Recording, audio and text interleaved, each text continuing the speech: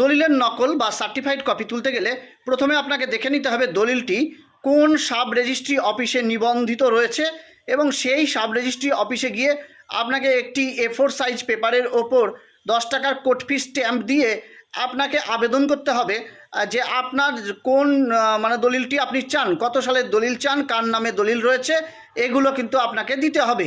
দেওয়ার পর সেই যে কপি অ্যাপ্লিকেশন যে কপিটি সেটা সংশ্লিষ্ট যে রেজিস্ট্রার অফিস সেখানে জমা দিতে হবে।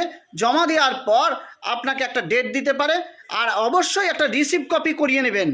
রিসিভ কপি করালে আপনি মাঝে এসে খোঁজ নিতে পারবেন, তবে সাধারণত 2 থেকে 3 দিনের মধ্যেও পাওয়া যায়। আর যে ক্ষেত্রে পুরনো খুব দলিল হয় সেক্ষেত্রে কিন্তু সময়টা লেগে যায়। এবার আপনারা বলতে পারেন আমি তো সালও জানি না দলিলের, কিংবা পুরনো দলিলের যে নাম্বার সেটাও জানি না, তাহলে কিন্তু আপনাকে নাম দিয়ে সার্চ করা হতে সার্চ করতে পারেন, কিন্তু সেক্ষেত্রে